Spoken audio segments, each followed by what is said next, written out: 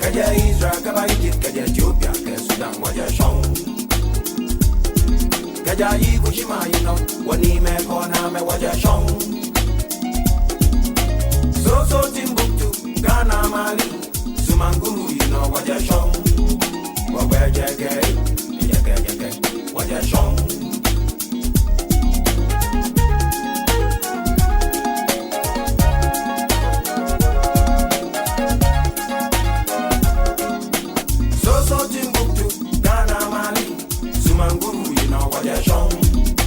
Manchester, no Sumanguru, you know, walk where what you show. Osetu, you know, Bamasa, you know, Yasan, you know, what you show. Kaja Israel, Kaba Egypt, Kaja Ethiopia, Kaja Sudan, what you show. Abaka, Bajuma, one year, for Karaja, I catch my 1 year, and in young fame. Abaka, Bajuma, 1 year, for Karaja, I catch my 1 year, and in young fame.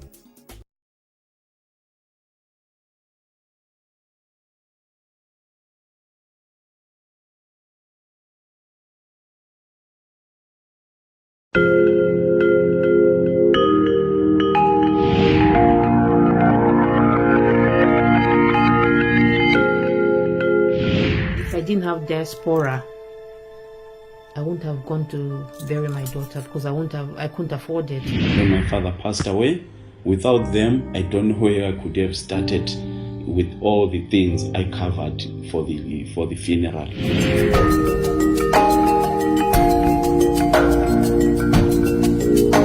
Financially, they were ready to give me the money for the funeral here in the UK, or even in Zimbabwe. They were ready to give me US dollars.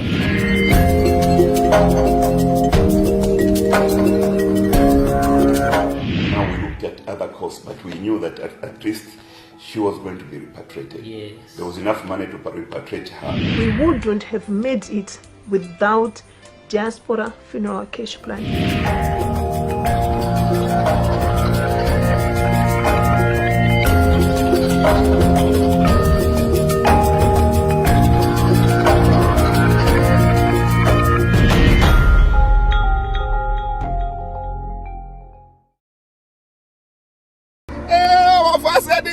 Oh, hello.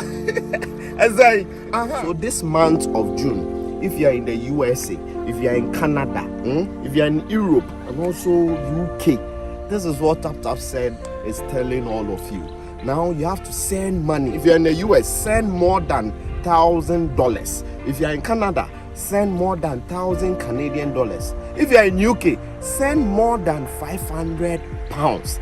Europe, anywhere in Europe, send more than 500 euro. You are sending all to Ghana, and the more you send, the bigger your chance of winning free tickets to Ghana. Summer is approaching, so I know some of you are thinking about tickets to buy flights and all that. Now TapTap Send is going to give you the opportunity to get free flight to come to Ghana. All you have to do is to send money through TapTap Send to your family members in Ghana. Download TapTap Send now on Google Play and App Store. TapTap Send, it's secure, convenient, easy, and fast. Araba, there are some people at the door. Go and tell them I have traveled to Russia. Yes, Daddy. Where's your father? My father said I should tell you he has traveled to Russia. Your father has killed me. I sent him money from America to complete my house for me. Are all student association contributions? Even the money from the fundraiser for Kweku's surgery. Oh! He too? Don't be a victim. If you're contributing to a project, alumni dues, or any public campaign, Chango is your best choice. Chango keeps track of all donations and gives you the power to know exactly where the money goes. Chango is approved by Bank of Ghana. Call 0270-066-614 or visit changoapp.com for more information. Uncle, my father is hiding under the Oh, Araba. Chango for your groupings and crowdfunding.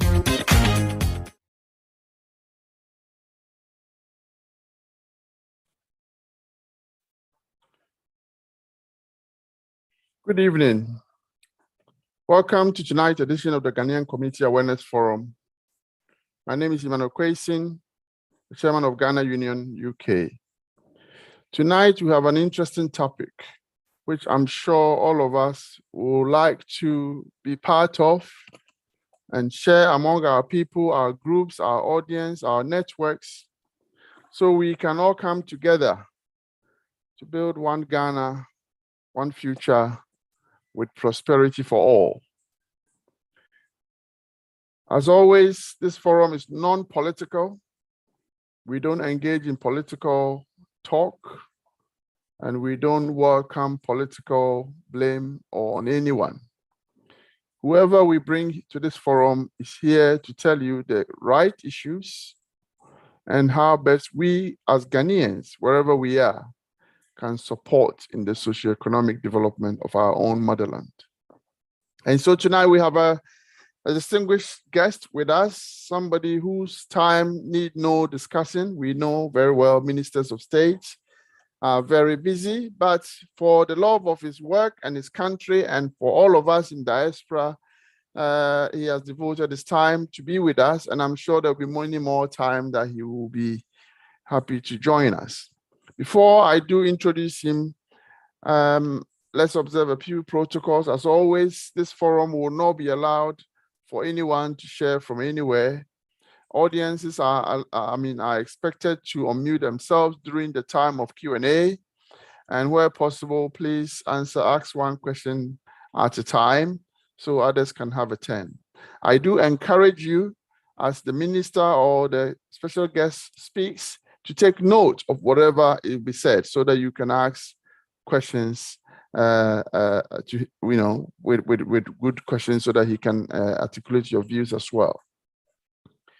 We apologize that we couldn't make it last 2 weeks. Obviously, the Queen had her Platinum Jubilee, and we had the view that most of you would have your time to share with Her Majesty. And so last 2 weeks, we could not be with you. But today we are here, and all audience here are welcome to share your views and put your messages across. And let's engage with each other. It's all for Mother Ghana's sake. And we all love our home dearly. And we know that whatever our contribution will be, it is for the good of our country. Please permit me to introduce our special guest tonight. We have tonight an honorable man who is currently the Minister of State for Education of the Republic of Ghana. He is also the chairman of the Ghana Commission for UNESCO. He is currently the Member of Parliament for Bosumtwi constituency in Ashanti region of Ghana. He was the Chief Executive Officer of Lakeview Schools in Jaki in the Ashanti region before his election as a Member of Parliament. He was also the Chief Executive Officer and the founder of New Designs Educational Group, California, USA. He has decades of experience in educational policy, planning, and administration. He's a philanthropist himself, and he's a philanthropist and extraordinaire. Forgive me. Within a period of 2 years, he has single-handedly sponsored 97 students from Bosumtwi constituency to pursue programs in engineering and medicine at universities across the country, and I presume will be the country of Ghana. He has committed to the people of Bosumtwi to send many more eligible constituents to the university to train as engineers and medical doctors. He was born in April 1964 in Kumasi and hails from Jaki in the Ashanti region of Ghana. He obtained his Bachelor of Certificate from the Kwame Nkrumah University of Science and Technology in 1990, and a postgraduate diploma in teaching credentials from Chapman University, City of Orange, California in the USA, 1999.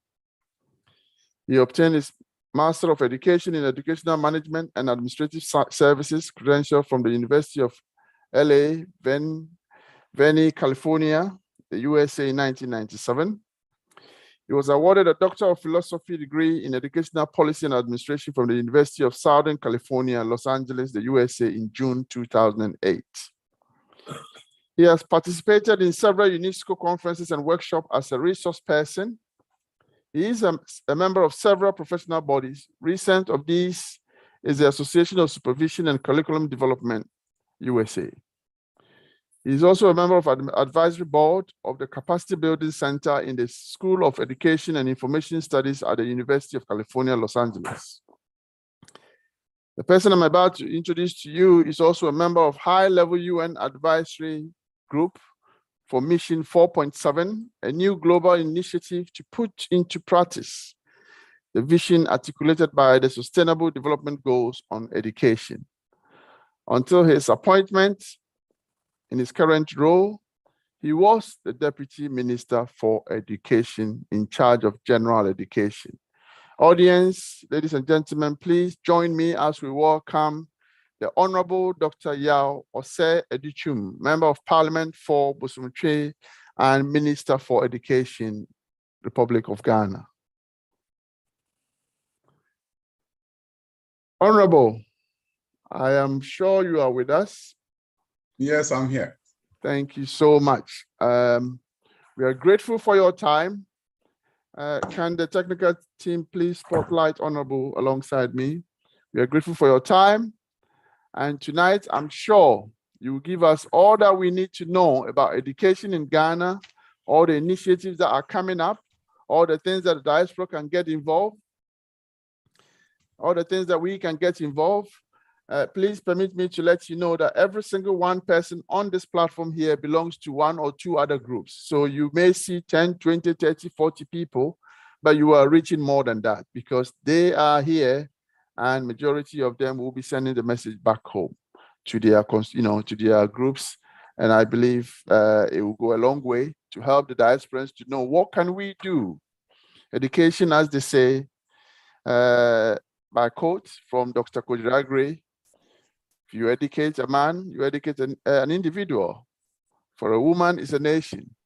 And so today we will all assume to be women so that we can educate the nation of Ghana on the initiatives you have. Honorable, please take over. The floor is yours. Take us through all the things that you want us to know. And I hope that we will continue to rely on your presence to educate people on all the things you're doing and how we can also be partners in the steering of Ghana's education for our children and the generations yet unborn. Thank you. Thank you so much for such a wonderful opportunity. I'm grateful that you invited me. There are millions of people that I could have invited, but you chose to invite me. So I'm very grateful to you. Mr. MC, the organizers, the presidents of the various organizations that are part of this Ghana Union, and everybody on this platform. I just want to say good evening and thank you for this wonderful opportunity. Once upon a time, I was just like you, a diasporan in the United States of America, where I was enjoying what I call the American dream, or what they call the American dream. Helping build America, helping build their education system, developing charter schools, which in the UK you call the academies.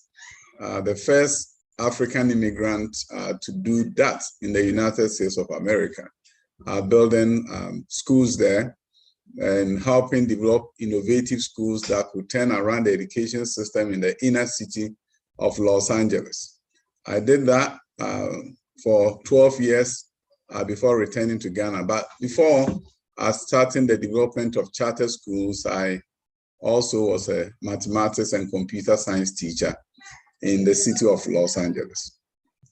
Why am I here? I came because the President of the Republic, when he was running for president, visited California, and they brought him to one of my schools where a luncheon was held in his honor. After seeing that I was a Ghanaian, he wanted to know my story. I didn't want to tell him my story. There were too many people that I didn't want them to feel like I'm bragging or trying to show that I've been able to make do some big thing in America. So I told him when he asked me, how were you able to do this in America? You're a Ghanaian. How were you able to build schools in America? I said, Nana, can I talk to you later? And he said, no, let everybody know what you've done. I want to commend you. What I didn't know was that it wasn't just commendation, but he was going to ask me to come back to Ghana. So after I told him how the charter schools work and why I got involved to develop college prep schools where I can get 95% plus of my students to go to universities straight from high school. He was simply amazed that the fact that a Ghanaian could go to America and develop schools for Americans. So he asked me if I was willing to consider coming back to Ghana to help him change the education system. After the meeting, I asked him, what do you intend to change? And he said, I want to bring about a free senior high school. That touched me. And I asked him, so you want to tell me that every child, irrespective of where they were born, where they are growing up, when you become president, they will have access to secondary education? And he said, yes. So it had really hit some kind of a chord with me because I almost didn't go to high school. When I passed the common entrance at the time, my dad didn't have 40 cedis to pay my fees so that I could, the deposit, so that I could go to high school. Took the intervention of my younger brother, who was gracious enough to offer a pig that he was raising. My uncles had given him a pig because he had supported them. And then he said, can you go to Ashanti region? We're in the western region, in the hinterlands of Mansoa Memfi, near a village called Antobam, where my dad was farming. And he said, can you ask that to give you money to go to Ashanti, go to our town, Jachi, and I'll sell this pig of mine, and you'll probably get this money. And yes, long story short, I went back to Jachi. The pig was sold. I have 42 cedis, and I was able to pay my deposit to attend Jachi Pramso Senior High School as a day student. So when knowing that from Jachi Pramso to Kumasi High School, which was my sixth form school, to Tech, and finally found myself in America where I was building schools for Americans, the idea of providing free secondary education just excited me. So I decided that, yes, I'll consider the president's request of coming back to Ghana to help him change the education system, which also meant I had to do some consultation. I first met with a mentor of mine, a former congressman from Los Angeles, and I asked him, do I go to Ghana or do I stay here? And he said, yeah, you've done a great job here. Your schools are doing a fantastic job for Los Angeles. But I want to tell you one thing. America can do without you, but maybe your country cannot do without you. So I'll advise you to go back to your country. The guy spoke to my heart. I was ready, came home, told my wife, let's go to Ghana. I said, go to Ghana. I said, yes, let's go to Ghana. The guy running for president said he was going to bring about free senior high school, and I trust him. I saw some sincerity in his voice. So I don't mind leaving everything that I'm doing here, about 200 workers that I paid monthly, thousands of students. I'll go back home. And I took a chance because Nana Danko Kufuor had not won the presidency. But I also decided to run for parliament and go to parliament. And hopefully he will remember his promise to me. So that's what I did. I came, went to my constituency. A lot of people thought I was not going to win because they thought I did not understand Ghanaian politics. But I fully understood that data was key. And therefore, I was going to commission a researcher to do research for me to see if I had a chance in winning the seat at Bosomtwe constituency against somebody who was a very well-known figure. And that's what I did. The research showed me I was going to win. My opponent thought I was going to lose. On the day of election, I won 72% of the delegate votes and eventually went to the general election and won the seat to represent the good people of Bosomtwe in the Ashanti region. Then the president remembered his promise to me, made me a deputy minister, did the work for 4 years. You heard of the double track, which in America is called year-round school. I can reveal to you that I was the architect in terms of bringing something that I had practiced in America. Having taught in a year-round school or double track school for 10 years in Los Angeles, I knew very well that the only way that we could increase enrollment in Ghana from that current 800,000 to a very high number was if we brought about year-round school. And that's what we did. We double tried. The president was courageous enough and he was bold enough to say that I'm willing to go against the status quo. And in a conservative society like Ghana, he was willing to bring something new, something that was alien to the culture of Ghanaians, that you divide the school population into 3. 2 groups would be in school at a time, and when they're on vacation, one of them was on vacation, another group will come. We did that. This is ending our 4th year.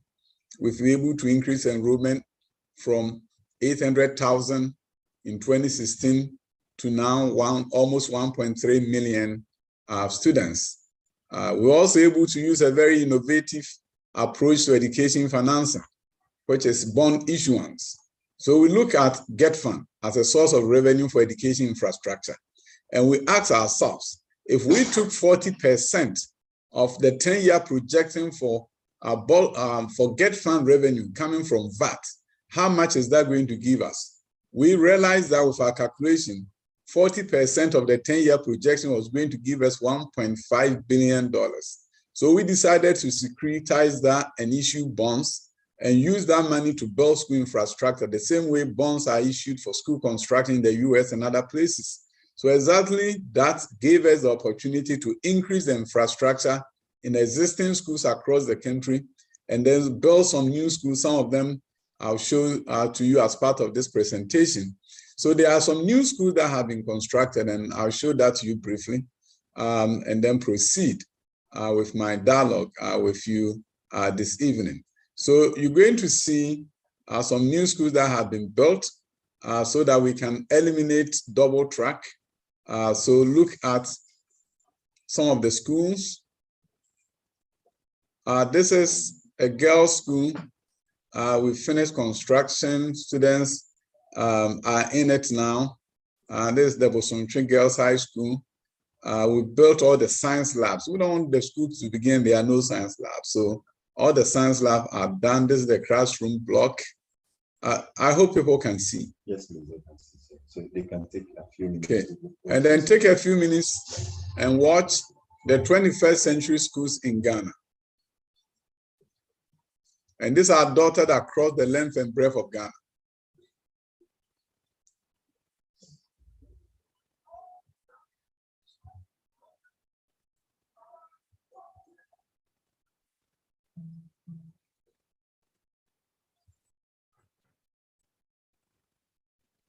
Honorable, the current screen that you have, page 4, is a blank screen. I'm not sure if there's something.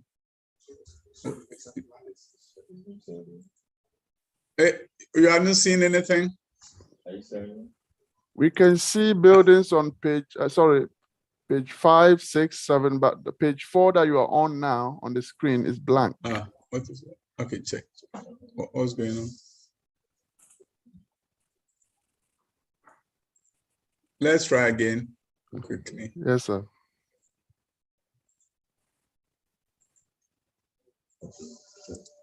Can you see this one? You can see? Yes, it's fine. Yes, okay. Excellent. These are the 21st century schools that are dotted across the country. Every region has one. Those that don't have it, they're going to have it. And most of the schools will be opened not by next year.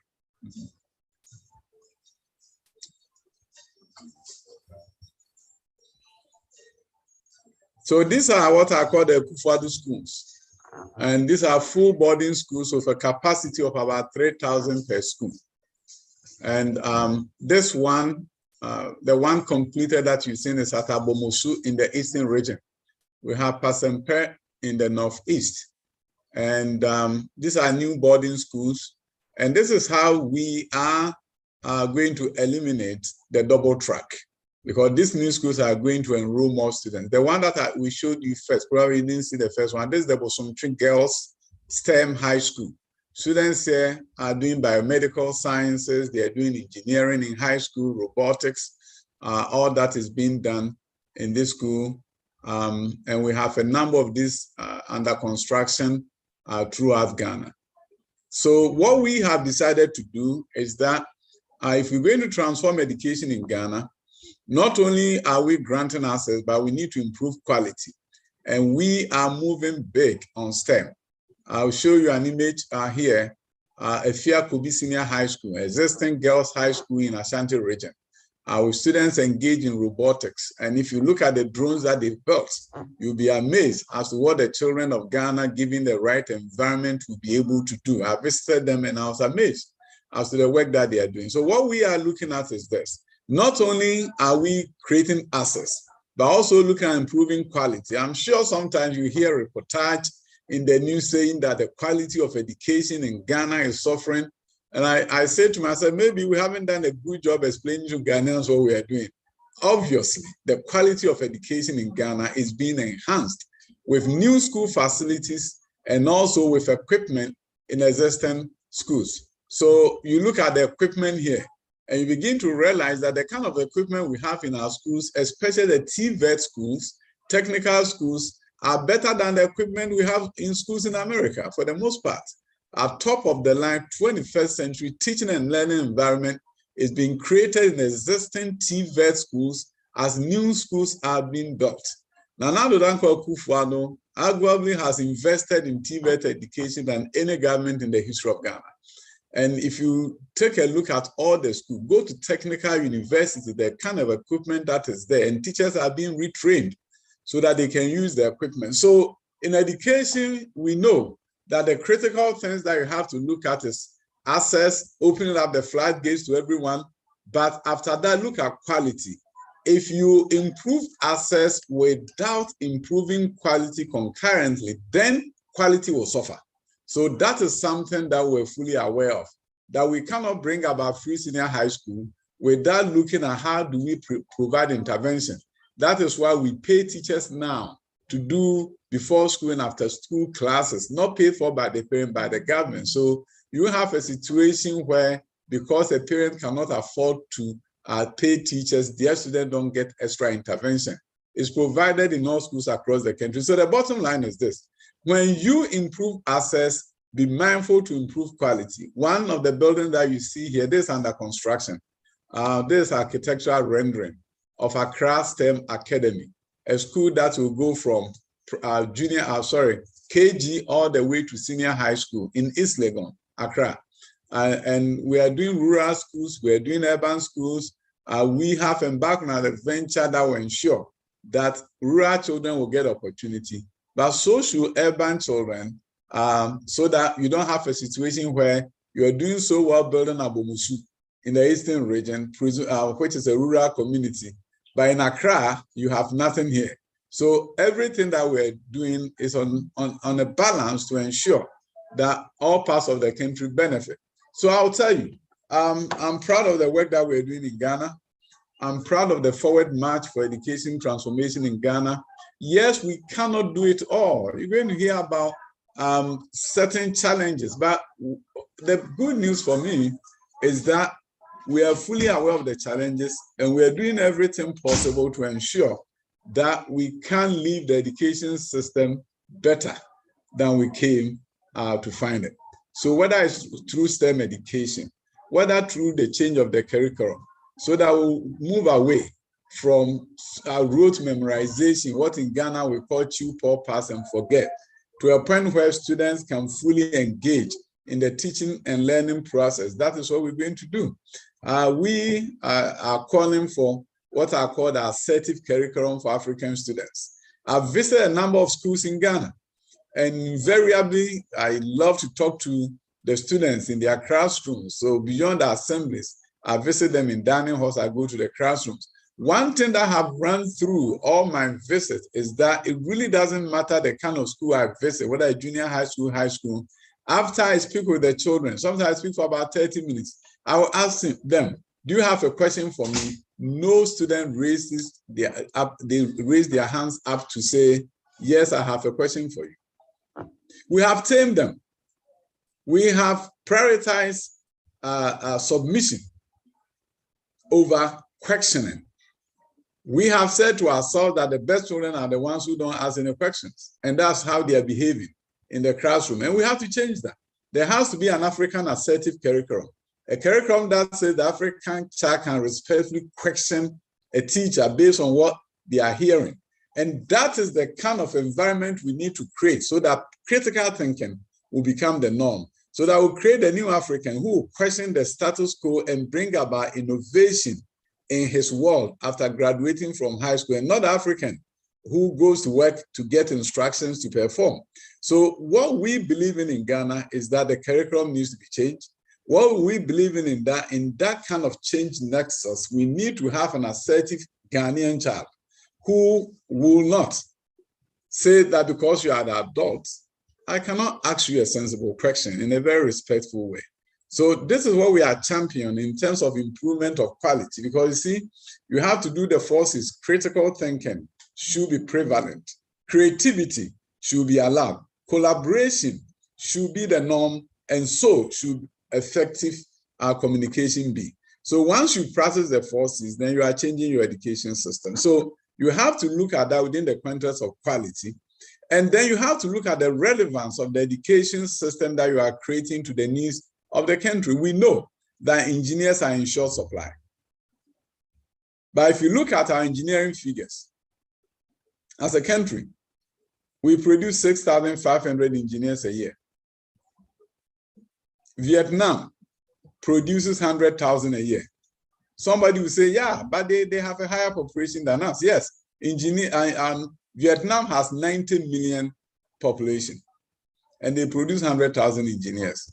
Samsung is there. All the companies are going to Vietnam to produce because they have engineers in abundance. You come to us, and we have a 30 million population. So if you prorate, we should be doing about 33,000. But we are doing 6,500. We have said to ourselves that if a child does not do science in high school, we'll never give them the second chance to pursue engineering, pursue medicine, pursue any course in medicine. I always tell of the story of Kojo Mensah, who had a dream, and God was telling him that, Kojo, you're going to be the best engineer in the world. The world has never seen an engineer like you, and they are going to see you do some great things. And Kojo said, God, it cannot be. And God said, I created you, I know you.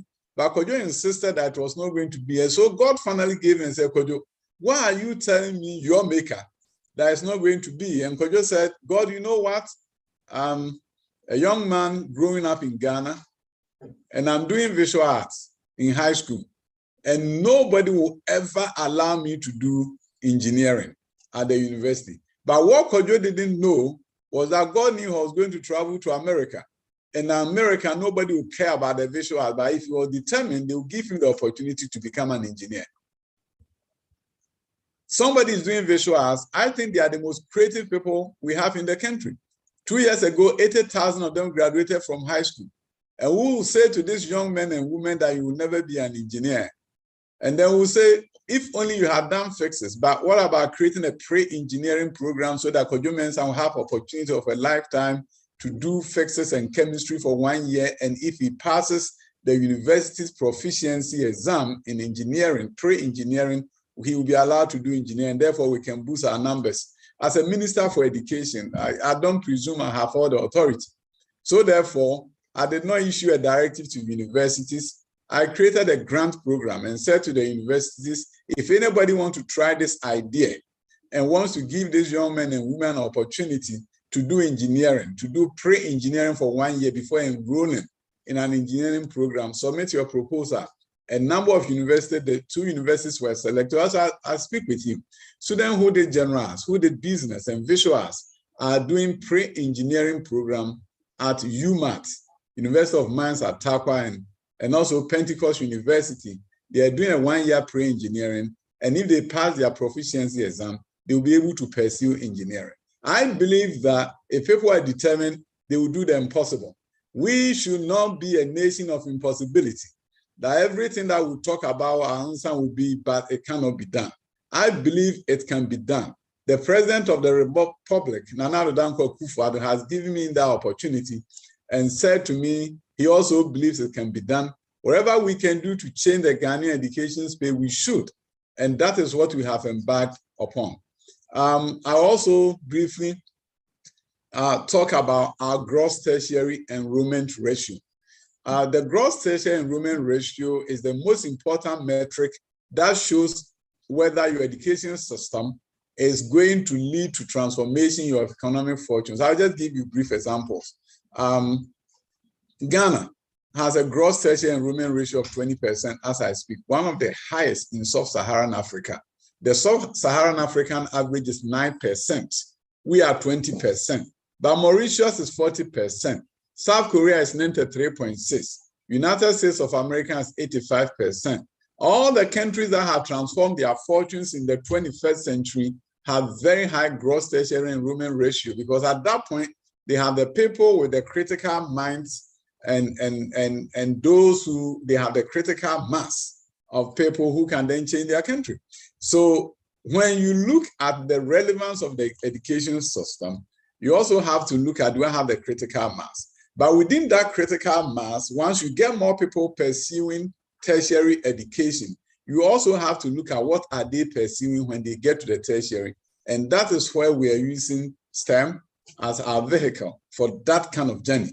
But our gross tertiary enrollment ratio, we set an agenda of 40% by 2030. Consequently, a number of universities have been approved for construction in Ghana. Bonso is beginning, SOD has been cut, 90 million has been secured. There are 5 STEM universities that have been secured, funding has been secured, and that they passed this year's budget to build 5 STEM universities in all the new regions of Ghana, targeting them. And then beyond that, also have the Hohoi campus of the Universities of Allied Health and Allied Sciences in Ho is also going to be a freestanding independent university. And we have 5 more to come. But the exciting news is that we're also building technical colleges. There are about 9 of them. We first cut the sort for one in Ashanti, and across all the new regions, they're going to get technical colleges where the focus is not going to be on master's degrees and PhDs, but it's going to be on certificate programs, it's going to be on diploma programs, and maybe a limited number of courses will have bachelor's degree. And these are all TVET institutions currently under construction. Sort have been cut, construction has begun in some areas, others within the next month, construction will begin. All that we are doing here is that within limited constraints, within the constraints that we have, limited resources that we have, we are still embarking on a major education expansion, because the goal for the president is clear. Improve tertiary education, make sure we build facilities, but not just the facilities, train the teachers and remove the barrier to tertiary education, which is cost. So you may have heard of our launching 2 weeks ago of the no guarantor tertiary education policy, which says that if you need funding from government, you don't need a guarantor. That's the best practice in developed nations around the world. So no longer are we going to ask a student, if you don't have anybody who can guarantee your loan with their pension, we don't care about you and we are not paying about you. Now with your Ghana ID, you can walk into the office of the Student Loan Trust Fund or go to their portal, apply for student loans, and you will get loans to go to school. And in fact, we are changing how the system worked. All this time, what happened was that you have to go to the university, and after you are admitted, then you apply for the student loan. So majority of the people don't end up going because they don't have the money to pay the deposit and all the fees the first year to go before they apply. So now, beginning next academic year, once you apply for admission to the university, you also apply for the student loan, and you'll be pre-approved So by the time you get your admission, you take the letter that says you'll be pre-approved for loans to the university, and you are in, ensuring that you can open the floodgates of tertiary education to all, irrespective of their income status. So in the field of education, these are the tidbits of what is going on. TVET, I think, is a great transformation. Prior to this, TVET were in about 15 ministries, Ministry of Labor, Transportation, everybody had TVET institutions. Now, the education bodies regulating act brought TVET to the Ministry of Education. And consequently, all TVET institutions are coming to the ministry. Some have come already, others are on the way. And with that, we have a TVET Service Director General, just like we have Ghana Education Service Director General. And TVET is being focused on, now we have free TVET. Students who go to TVET institution don't have to pay anything, whether you are going to ICES or you are going to NVTI, you don't have to pay anything. And with the addition of more TVET schools, it's an area where we are seeing great expansion and we are seeing great innovation, because the equipment that we are using is second to none. And we are using that to ensure that not only are we teaching the children engineering and all those things, but we're also making it very relevant to industry. We are beginning the German dual system where you don't go to school for 5 days, but rather you may go to school for 3 days and 2 days you are in the field doing practicals. And in places where we cannot secure internship for all, we also create an industrial hub at the school where they can train apprentices from the field as well as make education real and practical to the students who are at the school. If you visit Swami Technical Institute, it used to be Swami NVT, and now Swami Technical Institute in Kumasi, you'll be amazed as to the number of people who come there in the evening from Swami Magazine so that they can get top of the line current practice taught them at the Swami Technical Institute, whilst the students from the institute also go to the field and learn something from the field. So whether it's TVET, whether it's tertiary education, secondary education, change is happening, and change is a must, because in this 21st century and this fourth industrial revolution, Ghana cannot afford a 19th century education system. It's all not perfect. There are challenges, but I'll tell you, we end where we were 5 years ago. Things have shifted, and if you look at adult education, we're doing the same adult education system that is practiced in other places around the world, where adults will be able to go to school, apart from literacy, learn mathematics, and be able to pursue a career. Our goal is to say to somebody who is 45 that in Kechi it's never too late, and that if you want to be an electrician, you can be an electrician when you are 45, and it's never too late for you. Even if you are 50 and decide that you want to learn a trade, you will be able to learn a trade. So and that agency is now called Complementary Education Agency. It used to be the old non-formal education division of the Ministry of Education, where our students were taught reading either in Chi or Dagbani or any other Ghana or Ghanaian language. But now we've added more to it to make it respond to the 21st century needs of the adult population of Ghana. So I think you may have questions for me. So I have to remind myself that probably said too much. And I always remind myself by knowing that I'm a teacher and I'm a politician. In both professions, if you don't know how to talk, you lose your job. A number of politicians have lost their jobs because their constituents didn't see them speaking in parliament.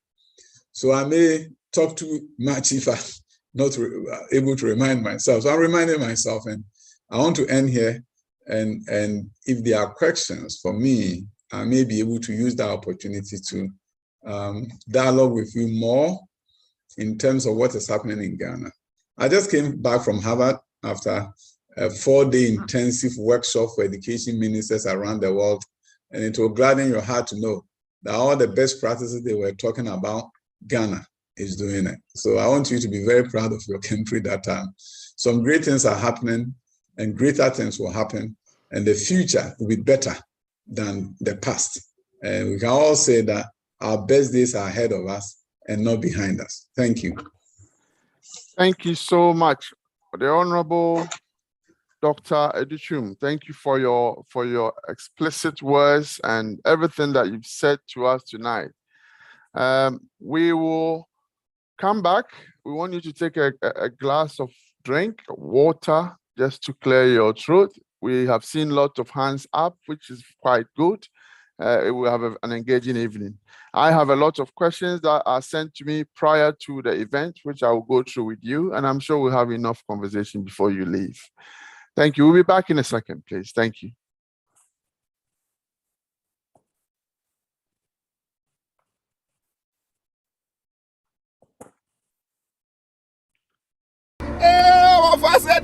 Oh, hello.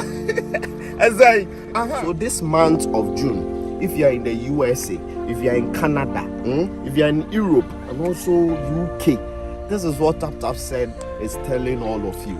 Now you have to send money. If you're in the US, send more than $1,000. If you're in Canada, send more than 1,000 Canadian dollars. If you're in UK, send more than 500 pounds.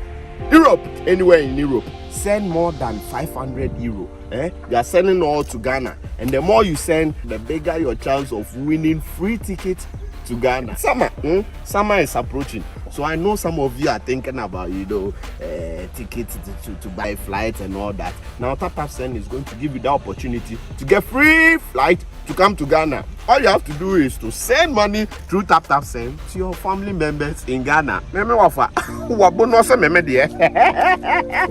TapTap Send now on Google Play and App Store. TapTap Send, it's secure, convenient, easy, and fast. If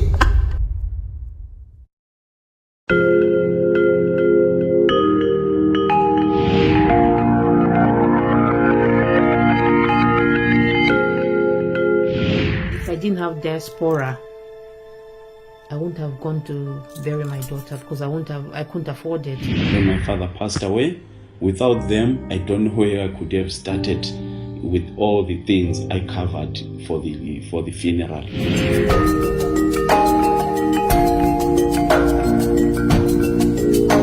Financially, they were ready to give me the money for the funeral here in the UK, or even in Zimbabwe. They were ready to give me US dollars.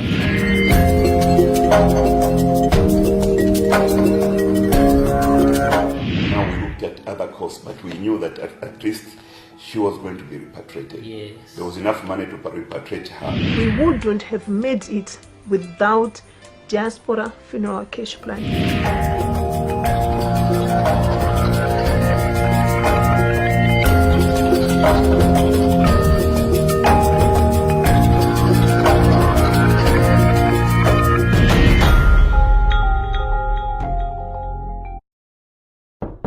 Araba, there are some people at the door. Go and tell them I have traveled to Russia. Yes, Daddy.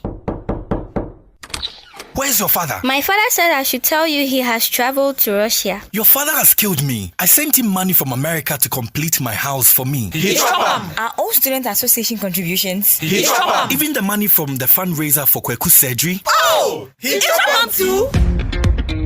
Don't be a victim. If you're contributing to a project, alumni dues, or any public campaign, Chango is your best choice. Chango keeps track of all donations and gives you the power to know exactly where the money goes. Chango is approved by Bank of Ghana. Call 0270-066-614 or visit changoapp.com for more information. Uncle, my father is hiding under the bed. Oh, Araba. Chango for your groupings and crowdfunding.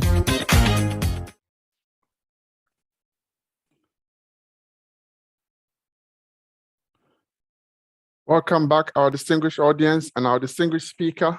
Welcome back to the ongoing discussion regarding education in Ghana. We have our expert who doubles up as the Minister of State for Education. He's somebody who has lived in where you and I are today, and knows it, understands it, and can help us all to have a conversation. Tonight is about a conversation. Share with him our fears, our concerns, but also help him understand what we expect to see and what, most importantly, what can we do as diasporans. This program is put together by Ghana Union, the Ghana Nurses Association UK, the Western Region Nurses Association UK, Ghanaian Nightingale Nurses Association UK, Ghanaian community groups, associations represented here. It is also being streamed live on Omega Live TV. It's on Facebook, YouTube, and of course, Ghanaian Community Awareness Forum. Tonight, we have the Honorable Dr. Yao Edichum, the Minister of State for Education, Ghana, Republic of Ghana. Honorable, we are now at Q&A, so we will try and put a few questions to you, and where possible, make our own suggestions, I'm sure, from some of the hands that are up. But I want to ask one intriguing question, because you did introduce yourself as somebody who was doing very well in education structure and building schools and helping to, get things going in America.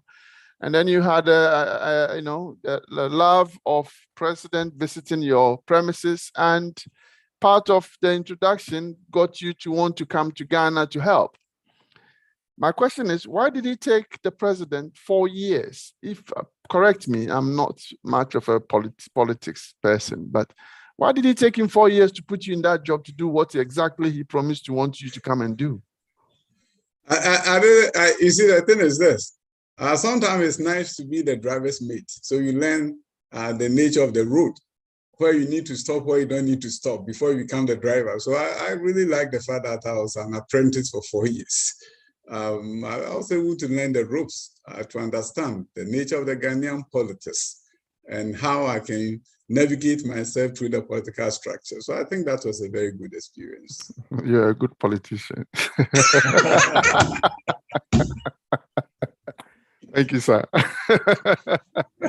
Right, okay. No, that was just by the way. It's not a political question. I just wanted to understand, because I would have thought he would be so eager to put you there straight away to get things started. We would have gone very far with 8 years. But anyway, we are where we are.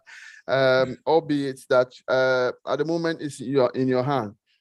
So again, going back to your introduction, you said you have sponsored personally 97 people to universities. How do you do that? Is it from your personal resources or connections? Yes. Or how? From friends and my personal resources. Oh, you see, I wanted to be a good example for somebody who is a champion of STEM. So I look at my constituency and I realized, because of the free senior high school, so many students have qualified. They've gone to the best of schools like in Fansipe, Machimota, and all these places. And all that is missing is their opportunity for funding so that they can go to university. So I decided that I will sponsor. I actually have, if I count the ones that were not part of the program directly, I have over 100 students, and about 12 of them are in medicine, the rest in engineering, and applications are coming in. I will stop at about 200 students from Bosomtwe. I want us to have the largest concentration of engineers and medical doctors in Ghana. But I'm done the Minister for Education. I should be for the whole country. So I've started another initiative called Rural, Zongo, and Inner City Children Engineering Program. So I'm going to sponsor students from across the country who happen to come from rural areas and Zongos and inner cities and want to pursue engineering. So I'm going to make it a national affair in terms of getting more children from deprived backgrounds to get into this field. So it was not a campaign promise. It was something I felt I should do, and I could do it. And I've sponsored it from my personal resources, and a few friends have come on board because now I have to I'm building a residential hall at UMAT for engineering students. And that, after this project, will enable students to go to UMAT, and if they are selected, they are going there on half scholarship because they will live for free. And that is the passion of my life. I want, in my old age, to get 100 engineers visiting me in my house, and that would be a great day for me. So That's you. what I'm doing. No, thank you, sir. Well done. I will call those whose hands are up, and I will be going to the chat room before I come back to some of my questions. I've got Araba's hands up, please. Araba, if you are still with us, please unmute yourself and put your questions to the minister. Yes, good evening, Mr. Quayson. I'm still with you, and I'd like to say a big thank you for this opportunity. Good evening, Honorable Yahweh Duchum. Excellent presentation. I mean, it is the right way forward for Ghana, and that is what we would all wish to see in our education systems. My question, sir, it's threefold. Monitoring and inspection. Examinations, and also how do you sustain continuity? Now I'm just going to sort of give a little flesh to these 3 pointers. So monitoring and inspection, obviously linking to what you said earlier with regards to teaching and learning, more importantly with your 4 C's, which is fantastic. Now all these programs, everything running is brilliant, is the right step. But as you're well aware, as Ghanaians, we haven't got a maintenance culture. So you start something, some people buy into it. It will take a long time for others to really catch up with this wonderful vision you're sharing for the 21st century Ghanaian. But then and again, what are the steps you've put in place when it comes to monitoring and inspection to sort of sustain what you've already started and then see it's going through?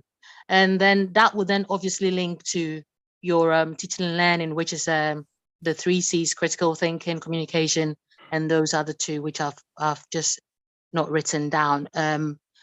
Obviously, the YX system would have to also be revamped just so it can actually fit in well with your teaching and learning policies and the curriculum you're trying to build for the 21st century child. What are you doing about that, sir? Because you didn't say anything. And also, the last one is continuity. Obviously, this is a politically sort of influenced program going on. What happens if we just come out of power, if you're not in power anymore? What are some of the things you've put in place to sort of sustain that? Yes, there's continuity. This is actually good. This is a good policy. It's got to carry on. We've got to see it through its bottlenecks. Thank you so much, sir. Thank you, my sister. Great question. And I think one of the things that is happening in Ghana under Nando Danko Kufuor is the step that have been taken to really create institutions that will outlive all of us. One of them is National Teaching Council. National Teaching Council is in charge of teacher licensure, and everything about teacher professional development regulation is at the National Teaching Council. This is a public service institute, non-political, will be there because it's supported by an act of parliament. Then the school inspection, the Ofsted type of inspections is now being championed by NASIA, which is the National School Inspectorate Authority. This is independent of GES. They are no longer part of Ghana Education Service. This is a full-fledged independent organization in charge of school inspections throughout the country. And we've gotten some relationship with Ofsted in UK. They've been trained by Cambridge and other institutions in the UK so that they can do school inspections very well. And so far, they're doing a very good job inspecting schools in Ghana. So therein lies the sustainability. These are independent institutions created by Act of Parliament, and they're doing a very good job. Then you have NACA, National Council for Curriculum Assessment, which is in charge of curriculum development in the country. It's also an independent institution backed by an Act of Parliament, and it's not going anywhere in terms of curriculum development. But I also agree with you that talking about WAEC, we need to do better. And WAEC is being asked to really shape up, because we cannot create a 21st century Ghana with the kind of examination systems we get from WAEC. This idea of leakages and exam malpractices cannot be the norm in our country. The president said it in last year's State of the Nation address, that we need to find solutions to the problem of exam malpractices. So last year, those of you who follow examinations in Ghana under the junior high school exam, the BECE, with this serialization, there were different versions of the test, and it couldn't be leaked because what happened was those people who were thriving on leakages and selling of examination questions soon realized that the kind of question that they got was not the ones that the students were writing in certain towns and cities and certain schools. And it shut them down completely. And we are looking at serialization also at the WASI level. And once that happens and we're able to hold more practices and leakages at bay, then you have opportunity to then bring about the discipline that you need so that students will know that if we don't study, we are not going to do well. If teachers will know that if we don't teach well, we'll be found out. The students won't do well and people will know that we didn't teach well. So institutions have been established, but my sister also has a very interesting question about if you are no longer there. God forbid we are not here. This institution will endure the test of time. I also know that if we do a good job, Ghanaians will reward us and allow us to continue to do the good job so that we can change this country through education. So a number of things are happening. One thing that I'll say, in addition to what my sister brought up, was under examinations, is what we have introduced as the National Standardized Test. With this test, our students are not going to wait after 11 years of education, which is the end of their junior high school, before they write national exams. So we began last year with primary 4 exam. This year we're doing primary 2, primary 4. Next year we'll move on to primary 6. And the whole idea is that we want to know where the children are during the course of their education, so that primary 2, if we assess them and they don't do well, we can do intervention in primary 3 and assess them again in primary 4. And if they don't do well in primary 4 in reading and writing, we assess them again in primary 6, and primary 5 becomes our intervention year.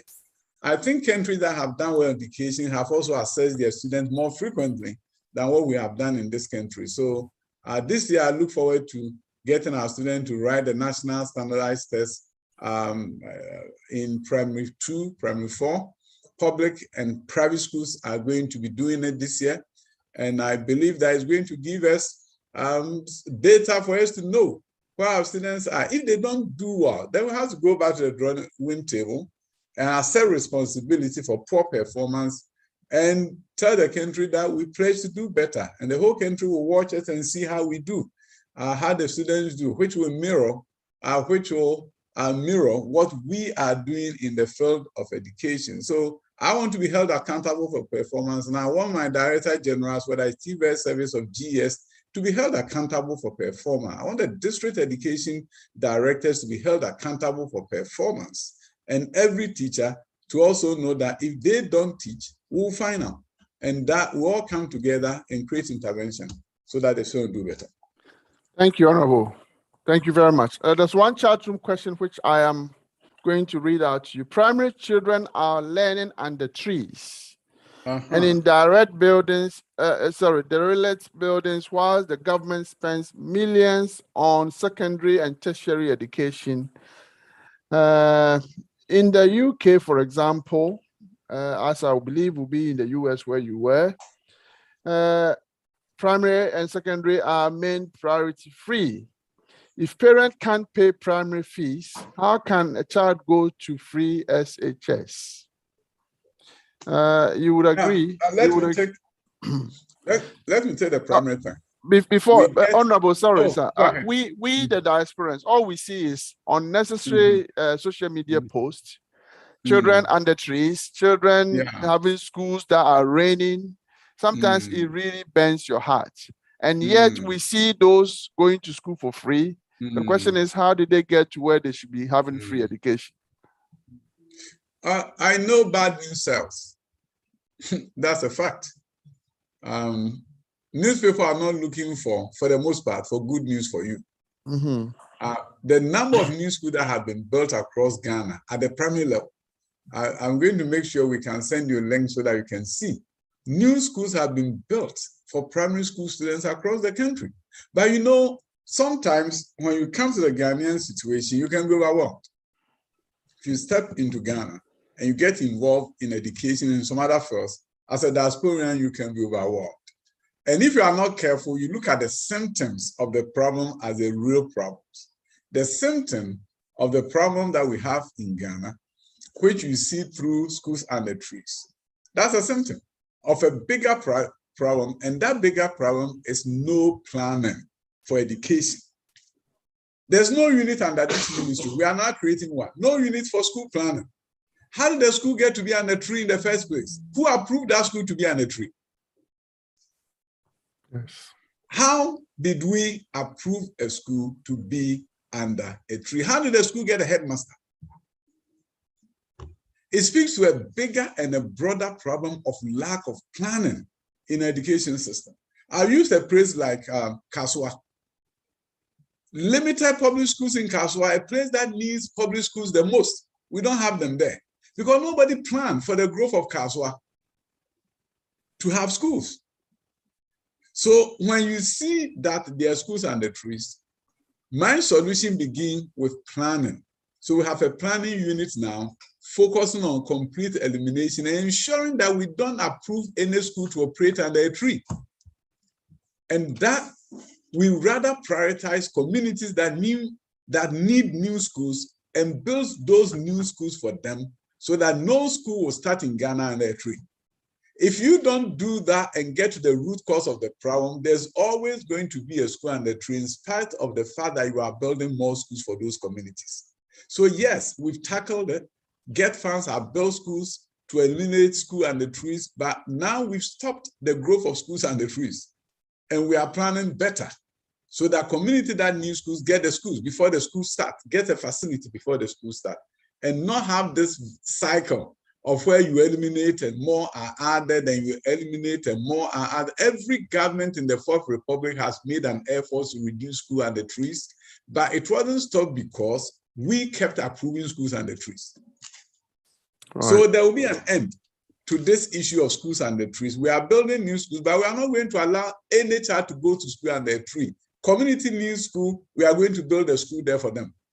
And do not allow, because we allow for this organic growth of schools. A community will say, oh, we want the government to build a school here, but the government cannot come. So we've started. So they will start.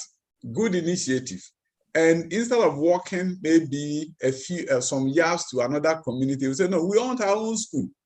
Instead of government saying, okay, we're going to help you, or maybe you have to continue this trek for 1 year as we build a new school, somehow some district director will give approval and open that school, knowing that it doesn't have facilities.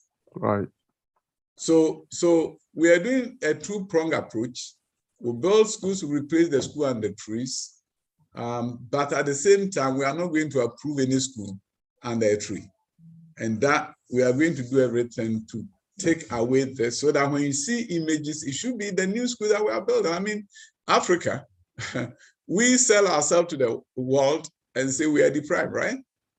How is it that the beautiful new schools we built in Ghana, nobody will tweet that to show Americans and the UK people that Ghanaians can also do nice schools? But we always tweet the rundown schools and shock the world that we are so deprived, we are poor, and the organization that thrive on the fact that we are deprived take advantage of that to raise funds in UK and raise funds in America. I don't have anything against it.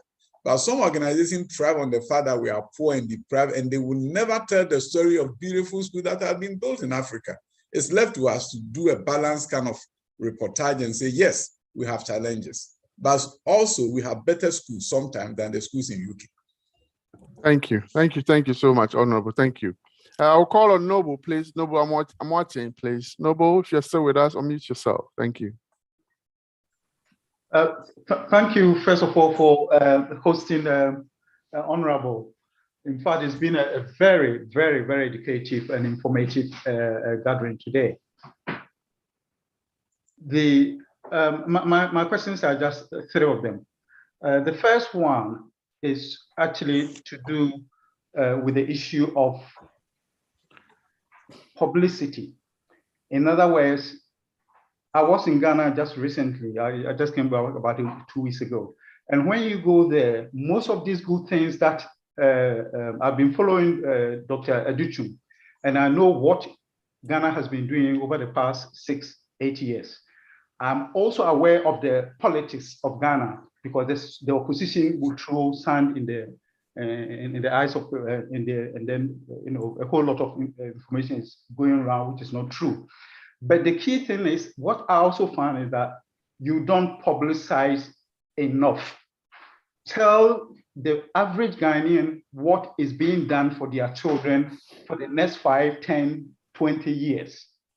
Make it part of your delivery in terms of radios, television. Set up a program, because this is so important.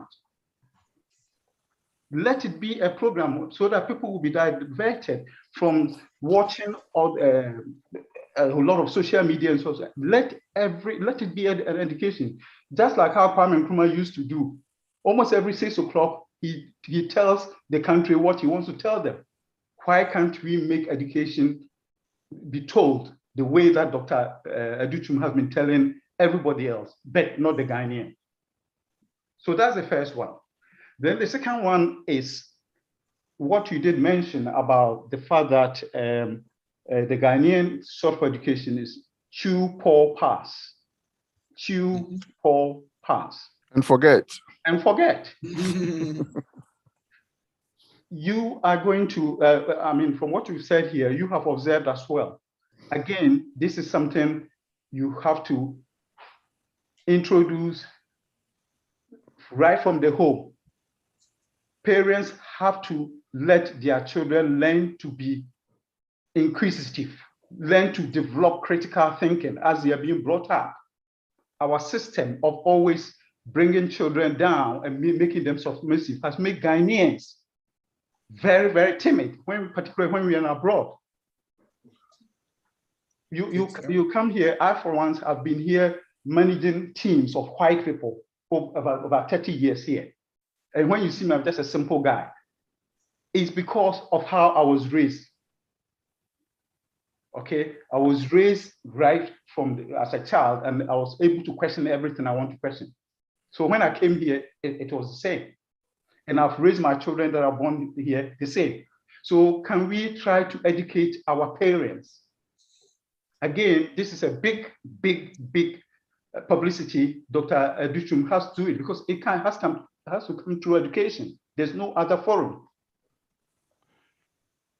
Thank you so much. I will let Honorable answer this. I think these were good pieces of advice, and I would say I support what he said. We need to do a better job at publicity, and we are attempting to do a better job, but we need to do more. So I'll just have to thank him for the pieces of advice. But the chew, pour, pass, and forget will never be eliminated from the face of this country until we change the examination system to make it difficult for you to chew, pour, and pass.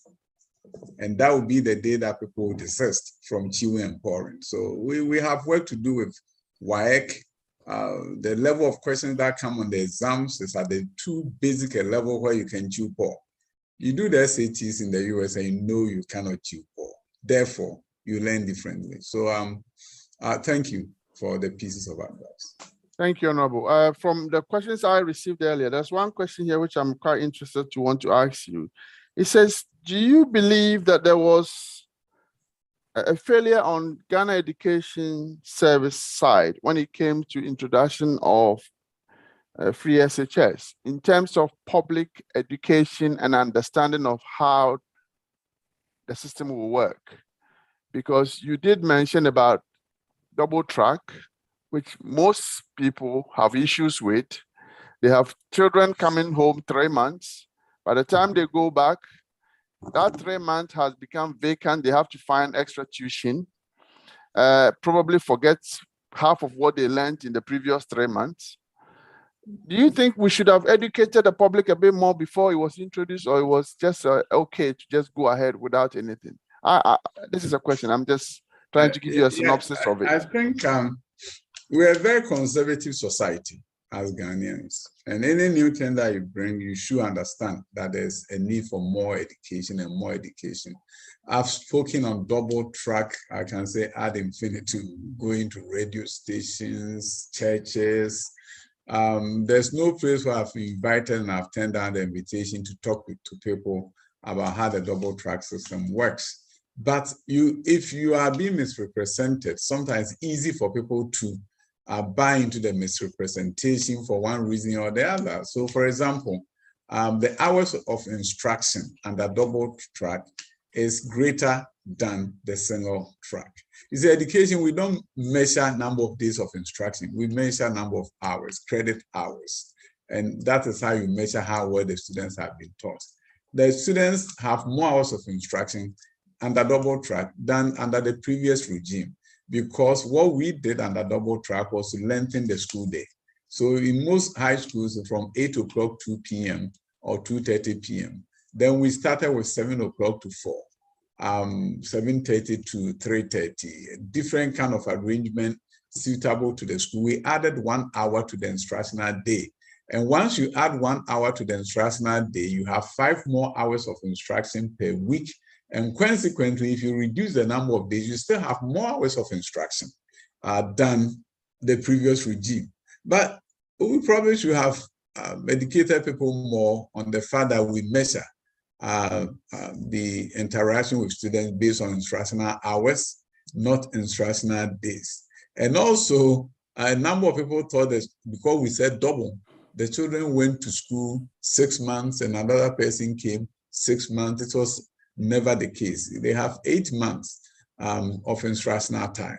When you measure it in hours, we have more hours of instruction than under the previous regime. And also, there's a reason why the government started paying teachers for extra support for the students, so that they will get more support through their teachers, so that parents who don't have money will not suffer what they had been suffering for years, where those who have money will pay for extra classes, and those who didn't have money will have nothing of a support for their children. So there were a number of interventions, also making sure that every student got access to a core textbook, which was not the norm before the free senior high school. So a number of interventions were done. And also free lunch for day students was never the case. What that meant was that day students could stay behind at school after their lunch and study before they came home, which was not the norm before the free senior high school. And also one critical thing which has supported free secondary education that people have overlooked is the fact that students can go to school during the first week of school because they don't have to wait at home for their fees. Consequently, we have more contact hours that way. So there are a number of good things that has happened under the free senior high school. But yes, the education is important. We continue to educate, but hindsight is 2020. If we're starting again, I'll probably dedicate 3 months of education everywhere before we say, this is what we are doing in this area. So I understand, but no doubt, there's no doubt that we are doing better under this regime. And the WASSCE results are there for everybody to see. We have posted better WASSCE results under free senior high school than the previous regime. So how can you say that something that is bad is producing better results? Yes, thank you. I am one of the recipients of those who went to school during those days in the 80s, where you go, half of us go in the morning and half go in the afternoon, and nobody has to stay home for 3 months. I think that is, I'm only offering my own. Because you have boarding schools, so you can have some going in the morning. I'm talking about primary schools. Primary schools yeah, okay. Yeah, but secondary school. Secondary. Primary schools are not double shift. Yeah, secondary, you can't do the double shift because boarding schools, yes, they have to stay on campus. You can't have some stay in the morning and some stay in the afternoon. So, but I have a niece that was in a day school and she was still on double track, coming home 3-4 months. No, most day schools are not double track. The only school that I can remember at the top of my head is Kwabenya. You see, we have about 350 schools now that are single track. When we started, it was 300. A number of schools have joined the single track. So majority of the day schools are single track and not double track. Yeah, majority of the schools. Thank you so much, sir. This is very clear, and we are grateful for the clarity so that everybody can go back with a bit of knowledge about how the system works. Can I call on Chris, please? Chris. And after Chris, we'll take a 5 seconds break. Honorable, are you running for time? Yes, please. Unfortunately, what time do you want to leave? We've done 1 hour class, right? Yes. But take the question. Okay, then I'll take questions from Chris, please. There are some people's hands up. I want to get through them, please. Thank you. Yes, thank you very much. And please, if you can be brief with your questions so the Honorable can attend to the remaining other hands. Thank you. Exactly. I'm very grateful, Honorable. Thank you. Maybe 3 questions at a time, and then I'll write. Okay, 3 questions. So from Chris to Dr. Roberts, and then Joshua, please. Yes, please. My question is that what are we doing with the core implementers of these your interventions, that i.e. the teachers and then the education offices? You know, these 2 bodies play very important role when it comes to data collection and implementation of policies. So in all your presentation, I've never come across where we are equipping them. My district, for instance, when you come to our education office, I'm in charge of data, and it's serious. It's serious. We are highly handicapped when it comes to that. The second question has to do with assessment. Can't we have assessment that is focusing on all the 3 domains? Because looking at the assessment, we are only focusing on the cognition, which is just one part. So if a policy can come up that can assess all the 3 domains, then based on that, we can actually take a decision on a child. I think that would be best. And the last question. Thank you. Can we take 2 from you and then go to Dr. Robert, please, if I may? Okay, no problem. Thank you very much, sir. Dr. Robert Bafo. Okay. Thank you, sir. I'm going to be very quick. Honorable, I think you and I have had some of the discussions in the past, but I'm going to be brief, quick. I'm going to ask 2 questions based on this simple hypothesis of mine, that if we do not change the education curriculum of Ghana and Africa in general, we will never change. And I'm glad that you talk about assertive curriculum that is in the pipeline. Question number 1 is, when is this assertive curriculum being designed and who is going to manage it? Because if you remember, the last curriculum review we did, if you look at the current curriculum that we have, that is a modification of the revision. We still have a lot of stuff that I personally think our students should not be learning this kind of stuff.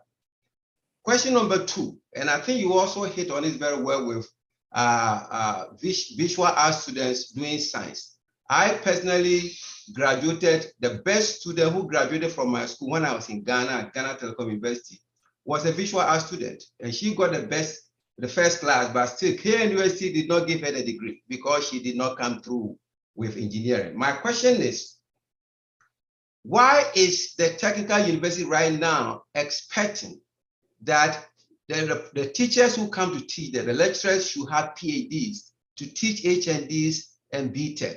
Why is the statute designed that way for a lecturer to come to teach HNDs and BTech? And that's all what they have right now, the Technical University, Accra, Kumasi, Sunyani.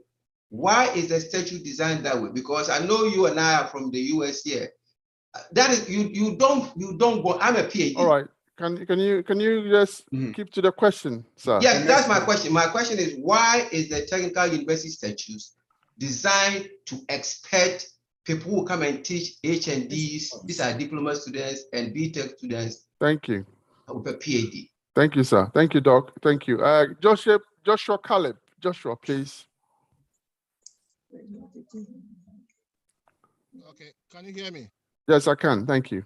All right, thank you. So the first one is with a free SHS. So this is just a heads up to the minister because there's a lot of extortion in the system.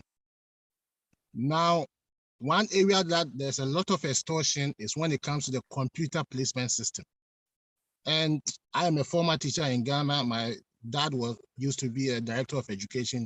And what he tells me is they have moved the corruption from the head teachers to the computer placement center. Because what people do, the guys who work Joshua, please, may I kindly please ask you to go straight to the question. Our minister is fighting with time to other engagement, and he's been generous for 1.5 hours. So please. Yeah. So what I'm saying is there is extortion in the computer placement system, as well as some head teachers conniving with PTA chairman to charge unapproved fees. Is he going to set up a complaint center so that parents can make complaints about these schools? Because otherwise, all these fees the government is paying, schools are taking them back through the back door, and then it's not making any sense. Thank you. Thank you very much. Number 2 is the basic schools. Can I ask about basic schools? Yes. Because I have issues with our program. I'm following the minister. I know that there's a Gallup program in place, but our basic schools have been neglected. Why don't we put the schools back into the faith groups as we used to have them? This will help support a lot of these Pentecost, Methodists. They can support our local schools. The government has taken over all this responsibility. They are not able to manage the schools, and these schools have been run down. I used to teach in a school run by Ghana Manganese. When Kufuor introduced the capitation grant, they put all the mining schools, put the schools back in the district assemblies. Thank you. And so now the question is, why can't the ministry let churches or faith communities take over some of the responsibility? Thank you very much. That's a question. Yes. Thank you. Thank you.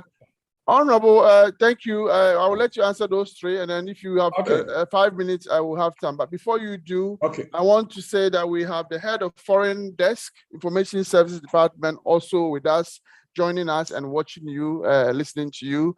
Mr. Isaac Yao Samosi is with us tonight. We also have our own Doji from the Ghana High Commission in UK, also with us. And we have Romeo from IT Consortium, one of our kind sponsors, who is helping us to bring this program to our community. We thank these distinguished men for joining us and supporting our program. Thank you very much. Honorable, please go ahead. Okay, in terms of the core implementers, teachers, and education directors, and access to data, we are automating the process now. We are now adopting a student information system. By this time next year, all schools will be on the student information system. We'll have a learning management portal to go with it. The good news is that there will be a longitudinal tracking of attendance from student to school level, to district level, to regional level, and data collection is all going to be automated. We are providing every school with a laptop to do just that, a dedicated laptop where they can collect the data, both offline and online opportunities. So if the internet is not working, it doesn't stop you from collecting the data, but when it comes up all the data will be uploaded to our database. So things are going to change in that direction. We also talked about curriculum. In terms of the assertive curriculum, there's a collaboration that we are building with other African countries to make sure we can create a learning environment that will ensure that the African child assess himself or assess herself, and not a situation where they are tamed and they don't have the opportunity to ask questions within the learning environment. We also have the technical universities. My brother, I agree with you. I don't think you need a PhD to teach plumbing. You don't need a PhD to teach electrical courses at the basic level at the technical universities. So we have begun discussions on it. If it's part of the statutes, or if part of the act, I don't believe it's part of it. If it were part of the act, it would be amended. You don't need a PhD to do that. If you have a bachelor's degree with extensive experience, you can be what in the US they call clinical professor. You can teach at that level and teach it better. Because what is going on, as my Dr. Robert pointed out, is the fact that invariably you have people who have the book knowledge. They went and got a PhD. They don't know how to put anything together. And they are the ones who are teaching at the technical universities. That shouldn't be the norm. That shouldn't be the case. So I'm with you. Are you going to hear of change soon? Even if it's part of the act, it's going to be amended. If it's a policy, it's going to be changed. I've started discussions with GTech, and it has to change. PhD to teach plumbing, building construction, and making everything so academic. It doesn't serve our technical universities well. I took from Joshua, he made a very good point in terms of complaints. I think it's important. Yes, we get complaints, but it's also very important that we can do a toll-free complaint center so that people can call us, tell us. We have some, but I think at the free senior high school level, there's a toll-free line, but I think we need to do a better job publicizing the numbers so that we can receive complaints and deal with it, so that it doesn't appear as if we're doing so much, but people are undoing it behind us. So I think it's very important that we look at that. In terms of extortion, various cases have been reported to the police. The sad thing invariably is that the person who said he paid the bribe wouldn't want to come and testify against the person that he paid the bribe to. But I hope people begin to step forward in these cases. Faith-based schools are still being run, but I think people complain about the fact that they don't have the authority that they used to have. We have Ghana Partnership Schools policy with faith-based organization partnership that we are now rolling out, and we're going to be meeting with the churches, I think next week or so, to look at how we revamp that space so that their hands will not be tied and their hands will be untied so that they can do more for us. If I can take 2 more questions, I will appreciate, and I'll be able to move on. Thank you so much. One question from the chat room. He said, Honorable, what are your plans for graduate unemployment? We have National Association of Unemployed Graduates who have come from Legon, UST, and all the other schools, KNUST and other. So that's one area we want you to address, if there's anything. Then I'll call on Jimani Donko and Fifi Mape. Then I'm afraid we may have to leave Honorable to his other commitment. But I'm sure we will repeat this topic again because it seems like there's a lot of interest here. So Fifi, if you are here with us, unmute yourself. And then Jimani. Yep. Good evening, listeners. Good evening, Honorable Minister. It's a pleasure to have you here. First of all, I would like to congratulate you for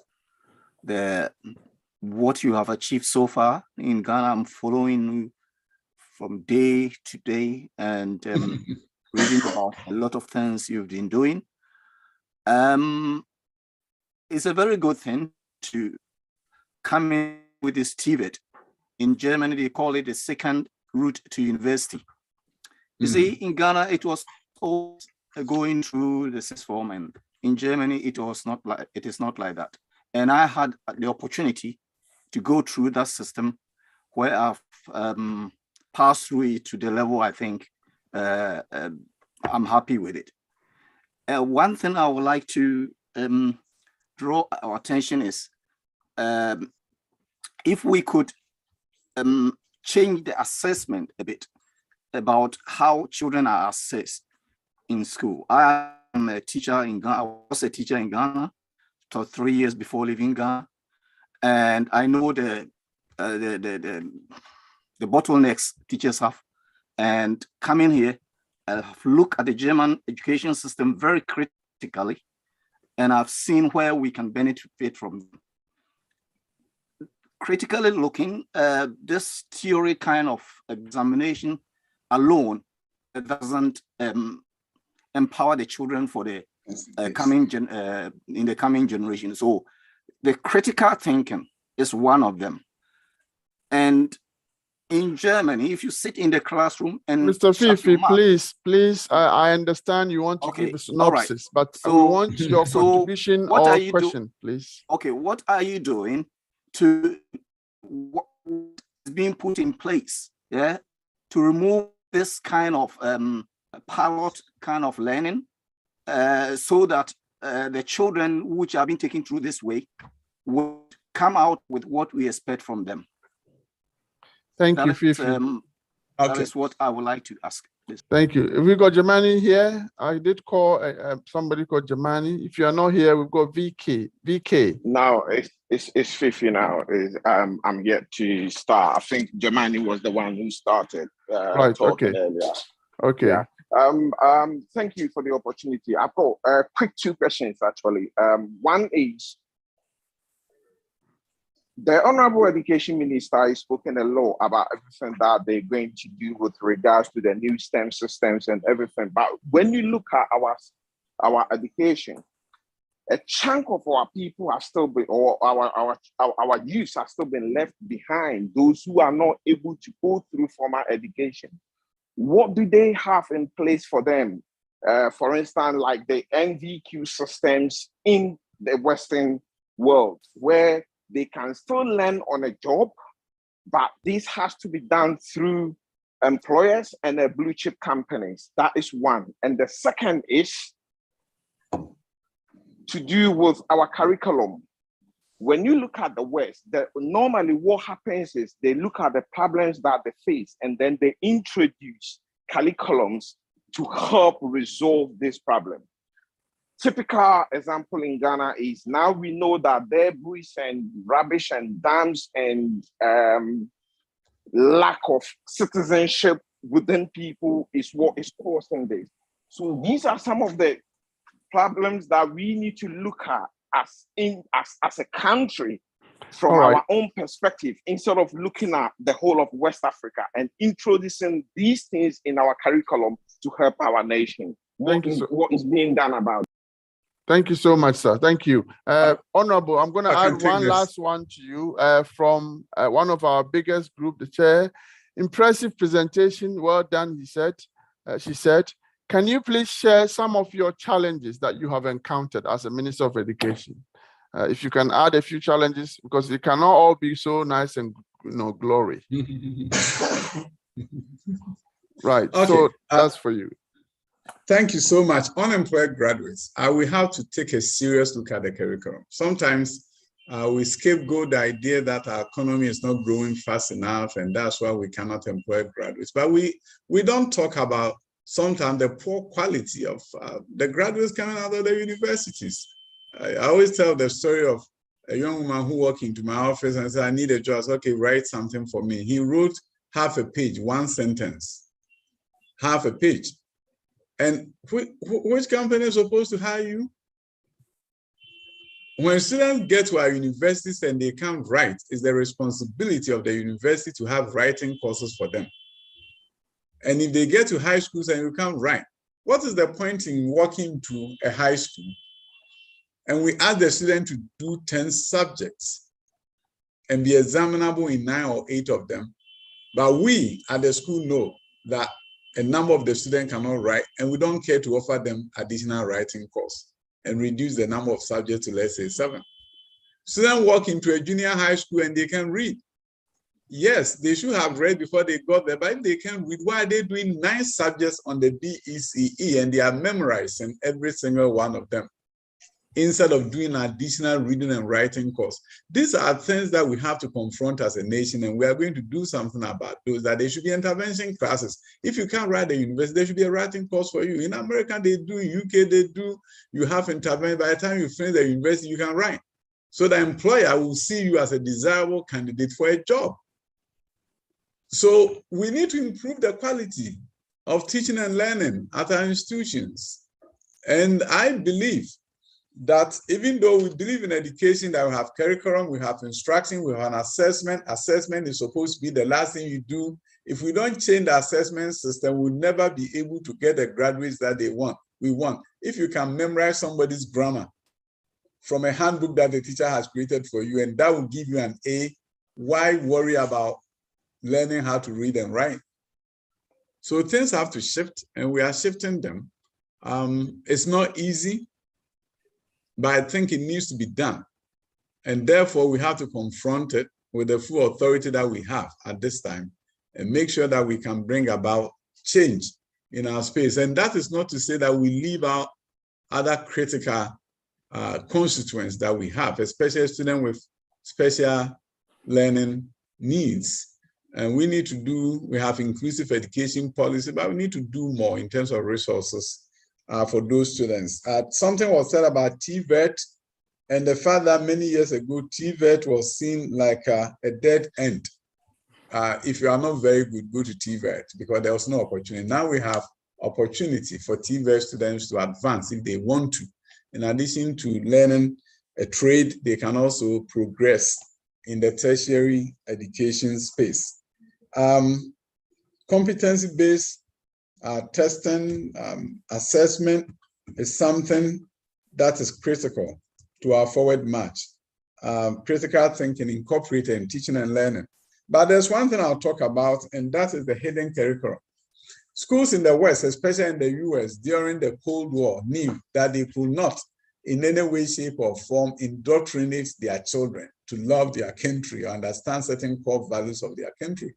So they have to look at the hidden curriculum practices that should be done in the school in such a way that we mold the child to have the mind we want him or her to have by the time they turn 18, by the time they become adults. What kind of Ghanaian do you want to see in Ghana by the time the students are 18, by the time they are 20? That should influence the kind of books that we read in our schools. So the issue of the hidden curriculum is very important. For example, I always say that every child growing up in Ghana by primary 6 should have read the story of Kofi Annan, the story of a young man who became the leader of the world and grew up in Ghana. If you're talking about empowerment of the Ghanaian child, the story of Kofi Annan should be read by every single child. And we are now working on it, that we have some stories that children need to have, irrespective of the home that they grew up in. If they go to school, there are certain values that they need to leave the school with, so that they can be the kind of Ghanaians we want to see in this country, so that we'll stay away from lamenting about our challenges and lambasting our politicians, and then we all move on. We need to change the mindset through our education system. It doesn't have to be a formal curriculum, but it can be a set of, it can be the literature books that the students read. And that is why I'm not a fan of Anansi, Anansi stories, where Anansi can fake his death and then go and hide and say that they should bury him in the place where Aso and Ntekuma has cultivated plantains, so that he will wake up and harvest all the plantains and eat. And one day he will be caught and we'll all laugh. I think we need a new Kwaku Anansi, a Kwaku Anansi who cares about his country. And our children should grow up with understanding that if we care about each other as a community, if we know that our future is better than the past, if we believe in ourselves and we are assertive individuals, our future will be better, and the future of the nation will be better than we came to find it. Thank you so much for such a wonderful engagement. I'd love to come back. Yes. And maybe I'll be able to learn from you. You have a wealth of experience in the diaspora, and I'll have to have an opportunity. There is one area that time we didn't allow Challenges, right? So apart from challenges, you didn't tell us what you didn't ask the aspirants to do to help you. Because that's the premise of the whole important thing. The most important thing. I think one of the things that we need the aspirants to do support us is to understand that they have a role in the development of this country, even though they may not be here. We have opportunities for service in various areas. Sometimes we want somebody to facilitate a workshop that can help some teachers. Now the power of Zoom and all these opportunities, we can easily get experts from the diaspora to facilitate workshops for teachers, for administrators, share their experience with us, for us to understand things that we can do to improve our system. And if some of them decide to come back home and they have experience in education, I would love to know them, because we have boards, we have councils, where we need people with diasporan experience to participate. That is not to say that our brothers and our sisters in Ghana are not capable, but we are just saying that we need to combine the expertise from the diaspora and the expertise for Ghana in order to change Ghana.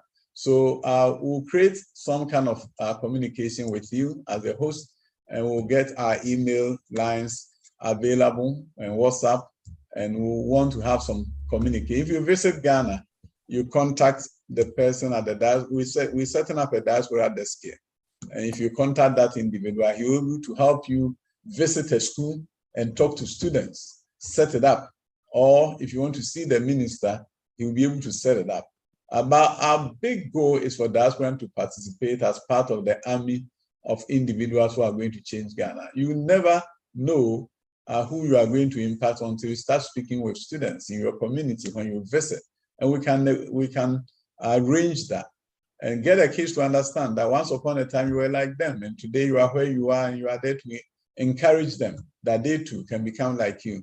So with the setting up of our diaspora desk, we are going to work with the Ghanaian diaspora to bring about the transformation that we all need so badly in Ghana. Thank you so much. Thank you. Thank you. Honorable, thank you so much for your time. You didn't talk about the challenges, but I'm sure we'll get you back again. It would be nice to have you back, because until today, some of us didn't know what you've done. Sometimes we have to give credit to the work of government where possible, and we need to critique where necessary. So there was no political views here. These views here, as you can see from those logging on from Germany, UK, and anywhere, are genuine feelings that they want to share with you. We thank you for your time. I can come back next month, so I'll arrange. Oh, thank you so much. So I will liaise with your office to get you back again. I think that would be helpful. Yes. Thank you. Sure. God bless you, and we wish you well in your work. Thank you. Thank you. Right. On behalf of the Community Union, the Community Awareness Forum, we thank all the audience for your coming. Honorable has been generous with 1 hour, 46 minutes. Very, very rare to get ministers to commit to this, nearly 2 hours. So we thank him. We thank you for staying through with us. Next 2 weeks, we'll be coming to you with another interesting topic. Please watch your social media handles and join us as always, so that we can all impart knowledge to one another and share awareness with each other and information. We want to thank Ghana Nurses Association, UK, and the Western Region Association UK, the Ghanaian Nightingale West Association UK, and Ghana Union. On behalf of Ghana High Commission, who has been supporting us, and Omega Live TV, we thank you. We thank the technical team, Paul, Linda, for their excellent work behind the scenes to bring us to this far. We also want to thank all our sponsors, TapTapSend, IT Consortium, and of course, Diaspora Insurance. Until we meet again, have a restful evening, a very good weekend, and stay safe and be well. COVID numbers are rising again. Please keep safe and look after yourself. Have a good weekend. God bless. Good night.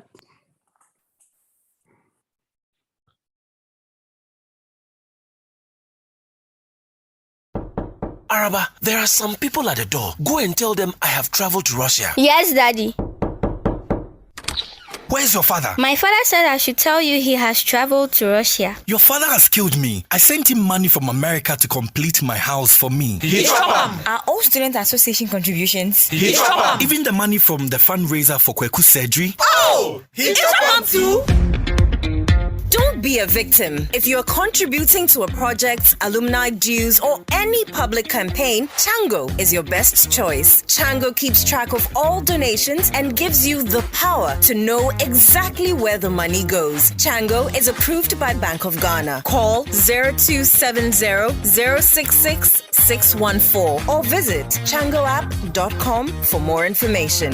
Uncle, my father is hiding under the bed. Oh, Araba. Chango for your groupings and crowdfunding.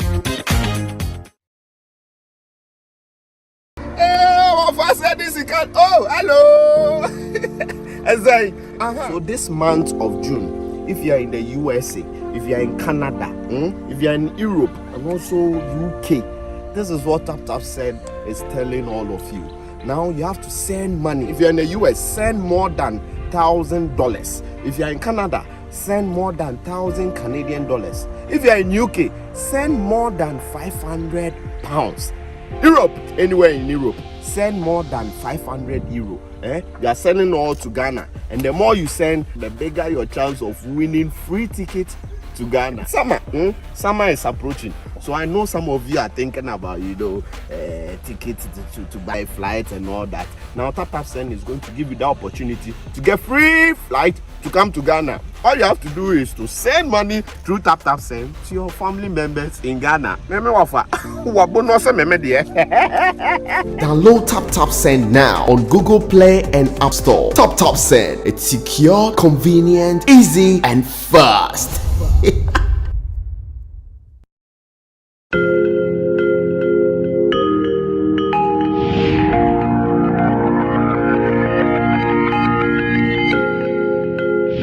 If I didn't have diaspora, I wouldn't have gone to bury my daughter because I couldn't afford it. When my father passed away, without them, I don't know where I could have started with all the things I covered for the funeral.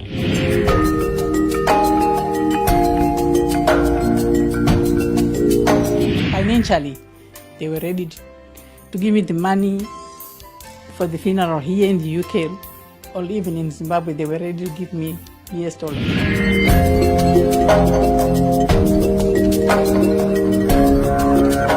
Now we looked at other costs, but we knew that at least she was going to be repatriated. Yes. There was enough money to repatriate her. We wouldn't have made it without diaspora funeral cash planning.